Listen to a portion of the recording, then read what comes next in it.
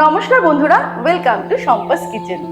আজকে আলু, ডিম আর চাল দিয়ে দারুণ টেস্টি আর চটজলদি একটা রেসিপি নিয়ে হাজির হয়েছি। এই রেসিপিটা আমি তাদের জন্য বলবো যারা রান্নাঘরে কম সময় কাটাতে চায়, খুব তাড়াতাড়ি ডিনার, ব্রেকফাস্ট অথবা লাঞ্চ যে কোনো একটাতে কিন্তু আমরা তৈরি করতে পারি এরকম সুন্দর একটা রেসিপি। আবার যারা বাইরে একা একা থাকে, কাজের জন্য হোক বা পড়াশোনার জন্য হোক, তাদের জন্য কিন্তু এই রেসিপিটা আজকের সম্পাস কিচেনের নিবেদন। আপনারা দেখুন, ভীষণ ভালো রেসিপি আর খুব কম সময় তৈরি করতে পারবেন, যেমন টেস্টি তেমন হেলদি। তাহলে চলুন শুরু করি। সবার প্রথমে আমি একটা বোলের মধ্যে 1 কাপ পরিমাণ চাল ভালো করে 2-3 বার জল পাল্টে পাল্টে ধুয়ে ভিজিয়ে রেখেছি জাস্ট 20 থেকে 30 মিনিট। এবারে আমরা রান্নাটা শুরু করব। এবারে আমি একটা কড়াই গরম করে তার মধ্যে দিয়ে দেব refined oil. 2 tablespoon refined oil দিলাম। তেলটা ভালো মতো গরম হয়ে গেলে ফ্লেমটাকে মিডিয়ামে করে এর মধ্যে আমি ভেজে নেব সিদ্ধ ডিম। 3টে ডিম সিদ্ধ করে নিয়েছি, ডিমগুলোকে ভেজে নেব। আমি এখানে 1 কাপ চাল রান্না করছি, অর্থাৎ 3 জনকে সার্ভ করার মতো, তাই আমি 3টে ডিম দিয়েছি। আপনারা সেই অনুপাতে ডিমটা দেবেন। ডিমগুলোকে ভেজে নিয়েছি এরকম ভাবে। একটু যখন ডিমগুলোর মধ্যে কালার চলে আসবে সেগুলোকে আমরা তুলে নিচ্ছি। এবারে এই তেলেই ভেজে নেব আলু। একটা বড় সাইজের আলু এইরকম ডুমো ডুমো করে কেটে নিয়েছি। আলুটাকেও ভালো করে একটু সময় নিয়ে ভেজে নিতে হবে। আলু ভাজার সময় সামান্য একটু নুন দিয়ে দেব। আমি এই রান্নায় হলুদ ব্যবহার করছি না, তাই শুধুমাত্র নুন দিয়ে দিলাম। আলুটাকে কিন্তু একটু সময় নিয়ে ভেজে নেব। আপনারা চাইলে আলু সিদ্ধ করেও ব্যবহার করতে পারেন, সেক্ষেত্রে অল্প ভেজে নিলেই চলবে। আলুগুলোকেও একটু সময় নিয়ে কিন্তু ভালো করে ভেজে নিয়েছি। এবারে আমি আলুগুলোকেও তুলে নেব। এবারে ফ্লেমটাকে একদম লোতে করে এর মধ্যে ফোড়ন দিয়ে দিচ্ছি। একটা তেজপাতা দিয়ে দেবো, অল্প পরিমাণে গোটা গরম মশলা, 1/4 টিস্পুন গোটা জিরে। ফোড়নটাকে ফ্রাই করে নিয়েছি 10 সেকেন্ড মতো। এবারে এর মধ্যে দিয়ে দেবো কুচানো পেঁয়াজ। 2টো বড় সাইজের পেঁয়াজ কুচিয়ে নিয়েছি, সেটা দিয়ে দিলাম। পেঁয়াজটাকে একটু সময় নিয়ে লাল লাল করে ভাজতে হবে। পেঁয়াজটাকে আমি প্রায় 10 মিনিট মতো ফ্রাই করে নিলাম। এখন কিন্তু পেঁয়াজটা খুব ভালো মতো ভাজা হয়ে গেছে। এবারে আমি এর মধ্যে দিয়ে দেবো আদা রসুন বাটা। আদা রসুন আর কাঁচা লঙ্কা আমি একসাথে বেটে নিয়েছি, সেটা দিয়ে দিচ্ছি 1 টেবিল স্পুন। আদা রসুন বাটা দিয়ে 2 মিনিট মতো ফ্রাই করব, যাতে আদা রসুনের কাঁচা ফ্লেভারটা চলে যায়। আদা রসুন দিয়ে ফ্রাই করে নিয়েছি। এবারে এর মধ্যে মশলা অ্যাড করব। দিয়ে দিচ্ছি জিরের গুঁড়ো আর ধনের গুঁড়ো।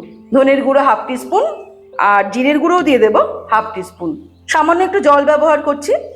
আমি আগেই বলেছি যে রান্নাতে হলুদ ব্যবহার করছি না, তবে আপনারা চাইলে শুকনো লঙ্কার গুঁড়ো ব্যবহার করতে পারেন। আমি যেহেতু কাঁচা লঙ্কা বাটা ব্যবহার করেছি, তাই জন্য আমি আর লঙ্কার গুঁড়োটা দিচ্ছি না। মশলাটাকে কষিয়ে নেব। আর এই সময়ই দিয়ে দেব কিছুটা টমেটো কুচি। একটা বড় সাইজের টমেটো কুচিয়ে নিয়েছি, সেই টমেটোটা দিয়ে দিলাম। টমেটো দেওয়ার পরে নুন অ্যাড করে দেবো, 1 টিস্পুন নুন দিয়ে দিলাম।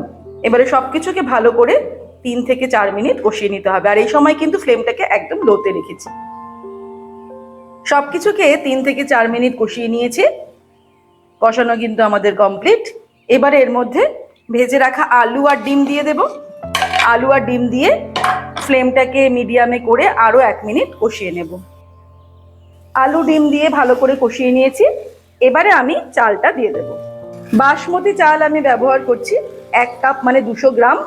আপনারা কিন্তু যে কোনো চাল দিয়ে এটা রান্না করতে পারেন, পদ্ধতিটা একই হবে।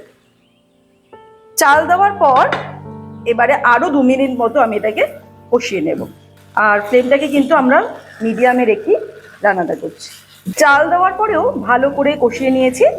এবারে ফ্লেমটাকে একদম লো করে নিলাম। আর এদিকে একটা কড়াইতে আমি জল গরম করতে বসিয়েছিলাম, কারণ আমরা যে জলটা ব্যবহার করব সেটা কিন্তু অবশ্যই গরম জল ব্যবহার করতে হবে।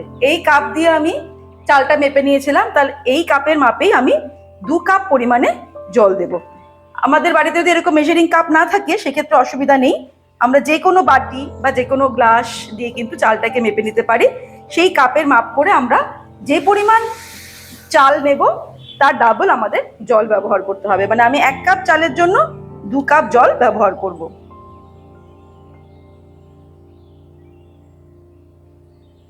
এই চাল আর জলের মাপটা কিন্তু খুবই গুরুত্বপূর্ণ, তাই এটাকে কিন্তু একটু মাথায় রাখতে হবে।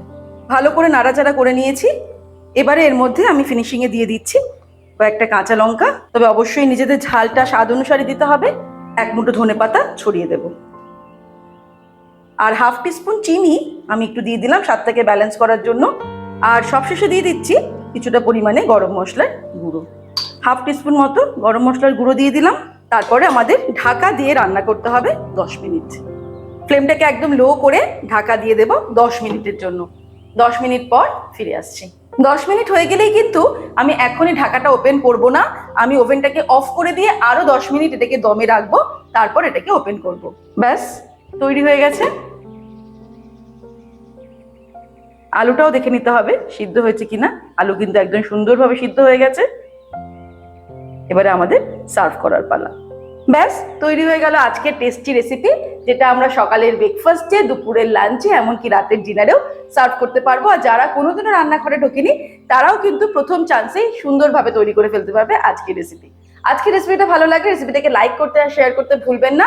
আর এরকমই দারুণ দারুণ রেসিপির আপডেট পাওয়ার জন্য সম্পাস কিচেন চ্যানেলটিকে সাবস্ক্রাইব করে নিন। ভালো থাকবেন, সুস্থ থাকবেন। আমি আবার হাজির হব নতুন নতুন রেসিপির সঙ্গে। নমস্কার।